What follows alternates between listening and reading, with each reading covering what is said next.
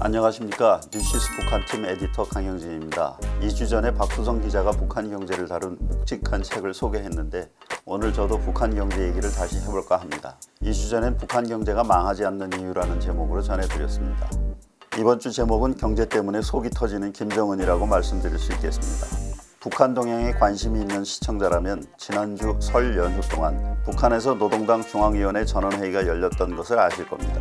1월 초 8차 당대회를 치른 지 한 달 만에 또 큰 정치 행사를 하는 걸 보고 좀 의아스러웠습니다. 무슨 큰일이 벌어진 건 아닌가 해서요. 실제로 큰일이 벌어지긴 했습니다. 그렇지만 우리 언론들은 충실히 보도하지 않았습니다. 설 연휴 동안 진행된 일이라는 점과 북한 특유의 비밀주의가 원인이라고 생각합니다. 또 내용이 경제 관련이어서 좀 따분하다는 점도 이유일 수 있습니다. 개인적으로 지난주 전원회의가 앞으로 북한의 동향을 예측하는 데 중요한 근거가 될 것이라고 생각합니다. 좀 늦긴 했지만 제 말씀을 끝까지 들어보시면 남는 것이 있도록 꾸며보겠습니다.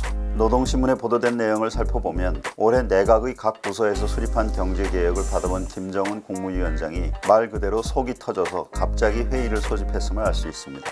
무척 화가 났던 모양입니다. 노동신문은 김 위원장 보고에서 국가 경제 지도기관들에서 올해 투쟁 목표를 세우는 과정에서 발로시킨 소극적이고 보신주의적인 경향들이 신랄하게 지적되었으며 이를 극복하고 경제 조직 사업을 혁신적으로 치밀하게 하는 데서 나서는 원칙적 문제들이 강조되었다고 전했습니다. 문장만 보면 김정은이 화를 낸 것 같지는 않아 보입니다. 그렇지만 김 위원장이 최측근인 조영원 노동당 조직비서의 발언을 보면 많이 다릅니다.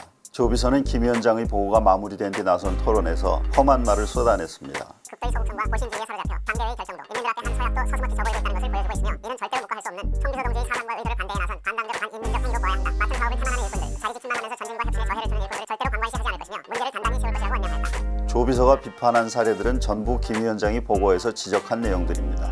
노동신문이 김 위원장의 권위를 고려해 크게 화를 냈다고 보도하지 않았던 것으로 보입니다. 절대 권력을 휘두르며 숙청을 서슴지 않아온 김 위원장 입에서 이 정도로 강한 표현들이 나왔다면 지금쯤 관련자들은 아마도 덜덜 떨고 있을 겁니다. 그럼 정말 앞으로 대대적인 숙청이 벌어질까요? 제 생각엔 그런 일은 없을 것 같습니다. 다만 김 위원장 보기에 일을 제대로 해내지 못하는 사람은 언제든 자리에서 쫓겨날 각오를 해야 할 것 같습니다. 이번 전원회의에서 경질된 김두일 당 경제비서처럼 말이죠.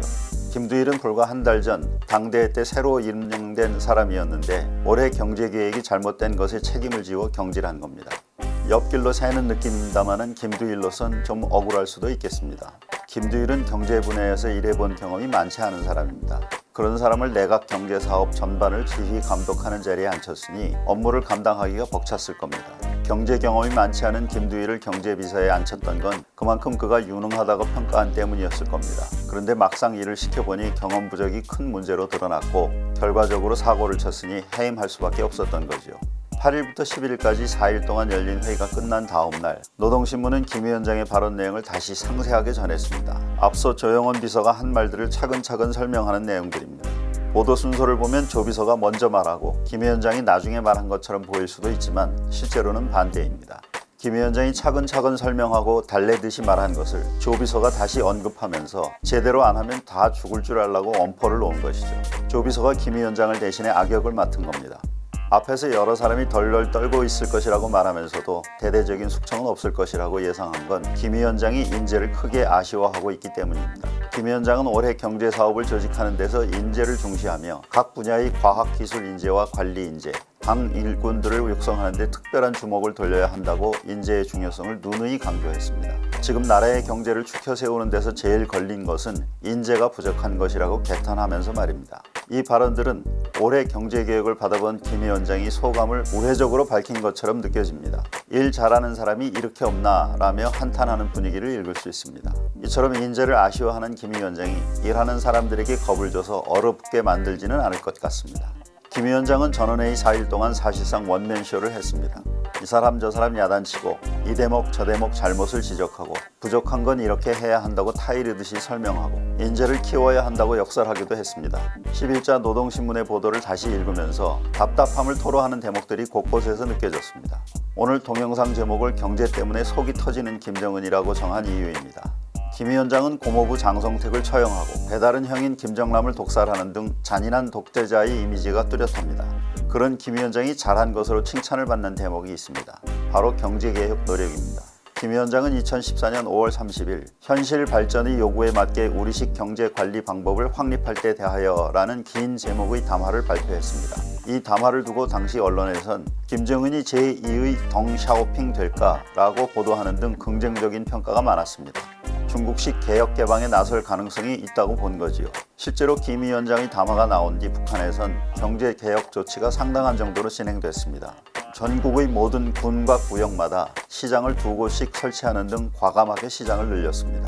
또 사회주의 기업 책임 관리제를 강조하면서 기업들의 경영 자율권을 확대하기도 했습니다. 그 결과 북한 경제가 미약하나마 성장세로 돌아섰고 시장에 의지해 살아가는 북한 주민들의 숫자가 크게 늘어났습니다. 이 점은 2017년부터 유엔 경제 제재가 강화돼 경제난이 심해졌는데도 굶어 죽는 사람이 발생하지 않은 근거가 되기도 합니다.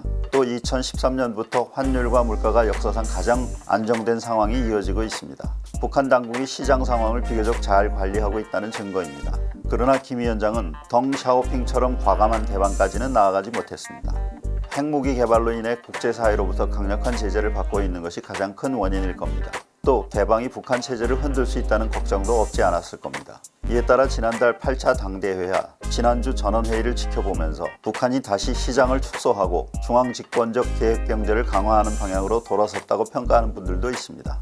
실제로 김 위원장의 발언 내용들을 보면 그렇게 볼만한 대목들이 없지 않습니다. 그런데 내막을 꼼꼼히 살펴보면 반드시 그런 건 아니라는 생각이 들기도 합니다. 한 예로 이번 전원회의 의제 가운데 전 사회적으로 반사회주의, 비사회주의와의 투쟁을 더욱 강도 높이 벌일 때 대하여라는 것이 있습니다. 내용을 일일이 설명드리진 않겠습니다만 이것이 시장을 억제하려는 의지를 드러낸 것이라고 보는 견해가 꽤 있습니다. 그렇지만 김정은이 개혁을 후퇴시키고 있지 않다고 단언하는 분들도 적지 않습니다. 구 군마다 2곳씩 설치되어 있는 장마당에 대한 단속이 강화되고 있는 건 맞지만 그건 코로나 사태 때문이라는 겁니다. 우리가 상점 영업시간을 제한하는 것과 비슷하다는 거죠.